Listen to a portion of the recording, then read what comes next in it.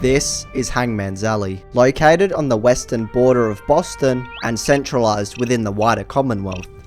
With the Minutemen holding two zones of territory, each on opposite ends of the Commonwealth, it's become necessary that we secure Hangman's Alley, which can then act as a supply depot, where provisioners from each zone can fulfill their supply runs. Hangman's Alley is also only a short distance away from Diamond City, making an alliance between the two settlements a possibility. But before we get ahead of ourselves, we first need to secure Hangman's Alley. Within the alleyway is a small group of raiders. It may not be a large fighting force, but a single grenade from the raiders within this confined area could take out an entire Minuteman force. So, we need to play this smart. A small group of Minuteman Rangers will ascend to the rooftops above Hangman's Alley, each Ranger getting into sniping positions. Whilst this is happening, two Minutemen will position on each entrance, both duos armed with a flamethrower and a single supporting shotgunner. The Rangers will open fire first, distracting the raiders. Then, the strike force will engage the raiders, pincering them in the chaos, giving the raiders no chance of a victory.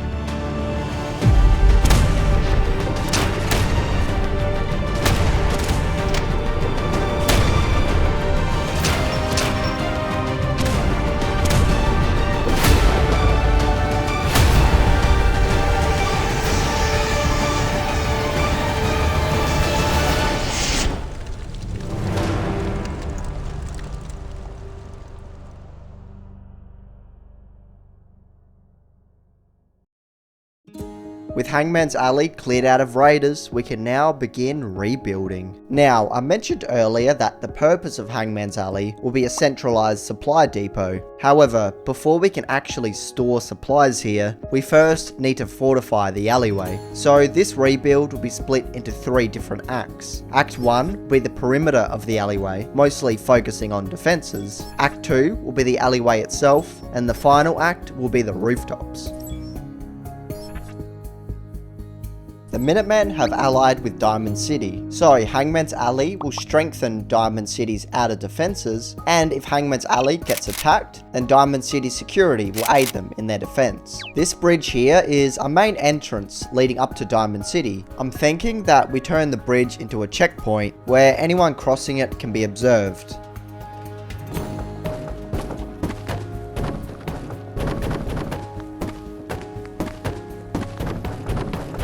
So here's how the checkpoint turned out, but there's still a couple of areas that are left open, like this staircase here, and then there's of course under the bridge.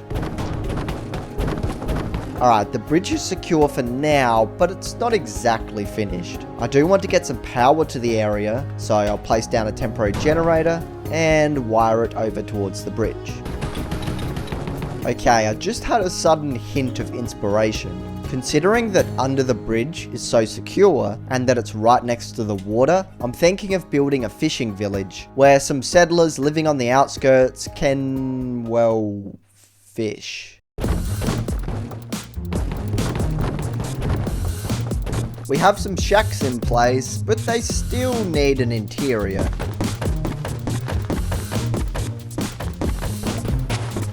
I tried to give each shack their own style, like this one here is for a wastelander. Here we have a shack where a Minuteman guard lives, and finally this one. It's got more of a wealthier look, so maybe the guy who lives here runs the water purifying operation? Well, if he had such an operation.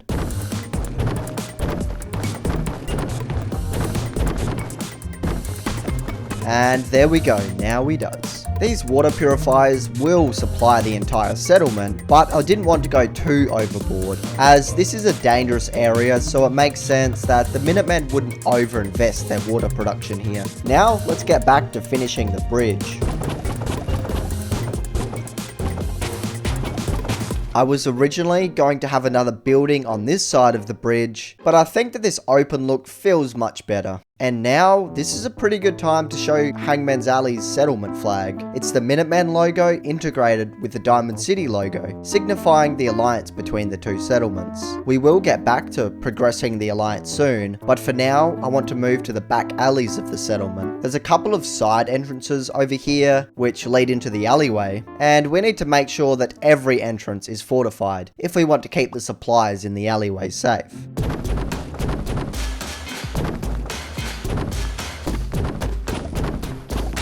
I've placed down some defensive walls here, but I wanted to hold this area for just a moment and work on this tight alleyway next.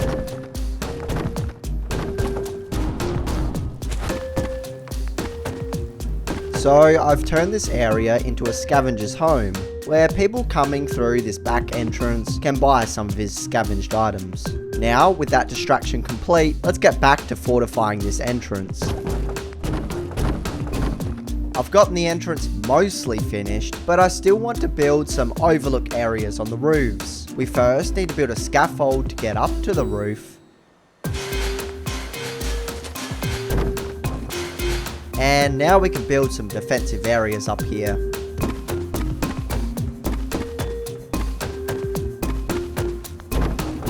So we've got some defensive areas built, but we still don't have anyone to man the defenses that we've built. So whilst we're working on the roofs, let's place down a recruitment beacon area. With that built, now settlers will begin moving in. But whilst we're waiting for them, I'll continue working on the defenses in these alleyways.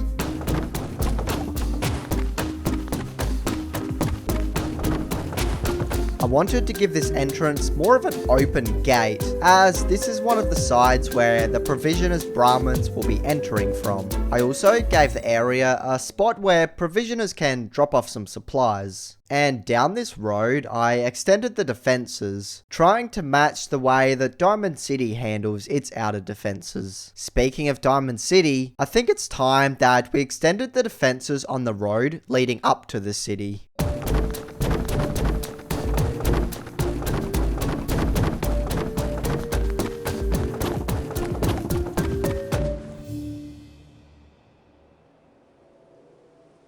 Here, I've built a shack where some Diamond City security sleep with another mini checkpoint on this intersection. And I think that this building here, next to the bridge, could act as a guardhouse for the Diamond City security.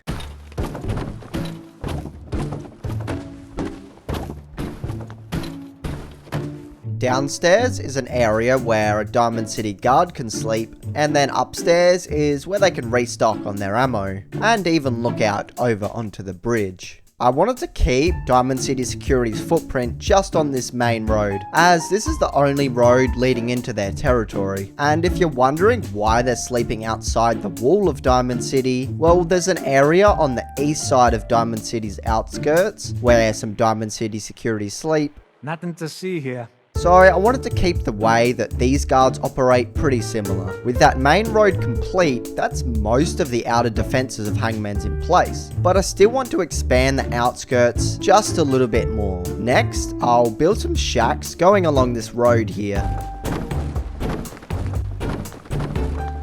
I also made sure that they had some crops to farm near their homes. I also extended the defenses up along to the end of this road, and you know me, I had to build a watchtower here. Now, I want to build a pub in this area for the settlers that live on the outskirts here.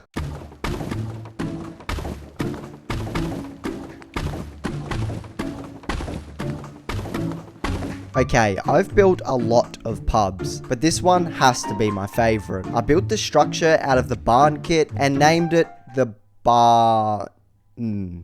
Okay, hear me out. It may seem like a corny name, but come on, it is Fallout. And to finish off this section of Hangman's, I want to build a 2-story shack tucked up on these stairs here.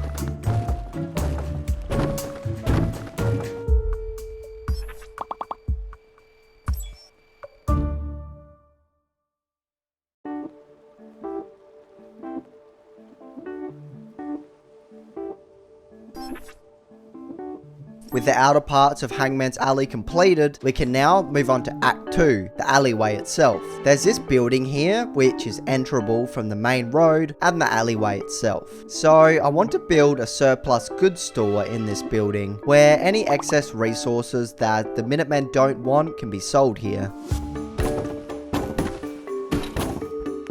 Alright, I've got the internal structure in place, now I just need to add all of the decorations.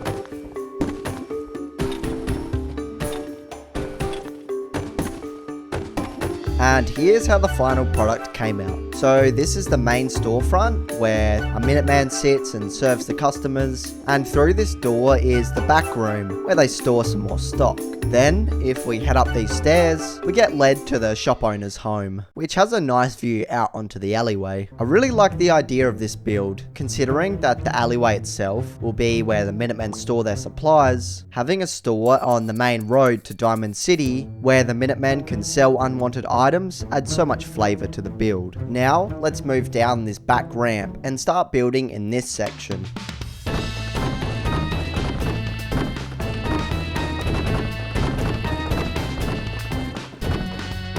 So this section's turned into another storage area, but this structure here is where the Minutemen can store their non-scrapped items, where they can later be processed down into their raw components. And right next to this area, I built a checkpoint, as the area through here is where only Minutemen and provisioners will be allowed. So in this area, I want this to be the main storage. There's this structure here, which will be a great place to build another storage building.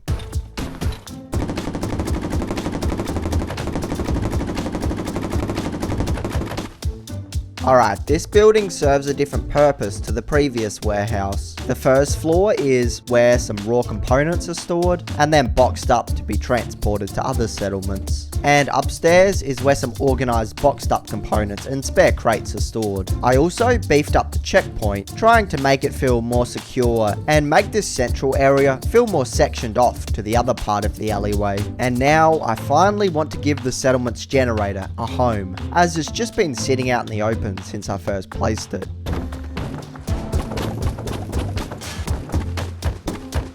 Up near this entrance, I built a structure which houses the power, nothing too big or fancy, but it gets the job done. And inside, there's all of the tools that the Minutemen need to keep the generator up and running. The alleyway is starting to feel more complete, but it still needs some more work done before I can call it finished.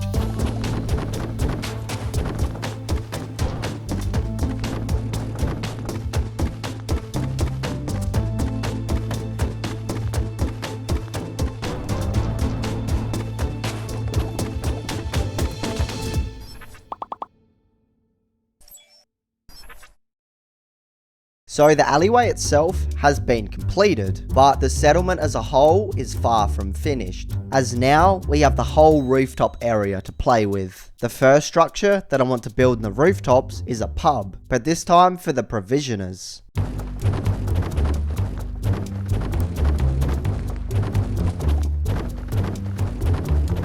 Okay, hear me out. This isn't just another bar, although it may look like it. This is a place where provisioners who are staying the night can hang out, tell some stories from their travels, and then upstairs they can even get a free bed for the night. And of course, they can hitch their Brahmin down below the scaffold. This area of the roof overlooks the main road leading to Diamond City, so I want to build a guard post here, and also a barracks where the Minutemen stationed here can sleep.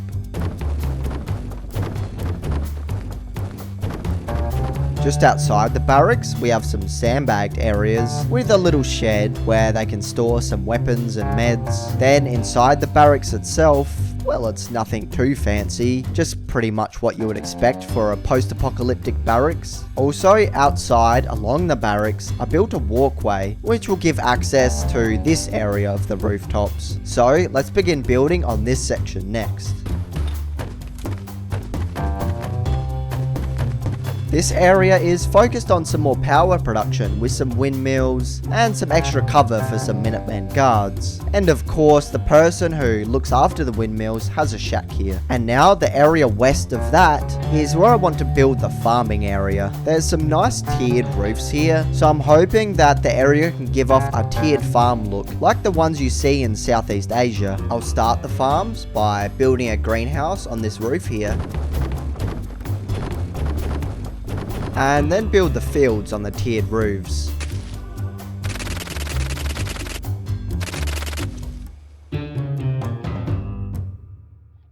I actually managed to squeeze a lot of crops up here. This greenhouse focuses on potatoes, and yes, I may have put a whole irrigation system in here with pipes leading into this silo. And then outside we have the tiered farm system with razor grain, some moot fruit, and even some corn. I squeezed in a couple of shacks back here where the farmers working on these crops can live. Moving west past the farms, there's still a couple of empty rooftops here. So similar to the other side of the settlement, I want to add some guard outposts which can protect the entrances on this side. So now this west road leading into the settlement has defenses on the road itself and a guard who can watch from above. If we take a step back and look at all we've built at Hangman's Alley, it could definitely be complete at this stage. But there's still one crucial thing that is missing. You see, I always build a player home at Hangman's Alley as it's so close to Diamond City and centralized on the map, making it a key location for survival mode playthroughs. Also, Bob is still yet to have a building as his home, so I think it's about time that we built him one. And I think I see a perfect spot for us to build it.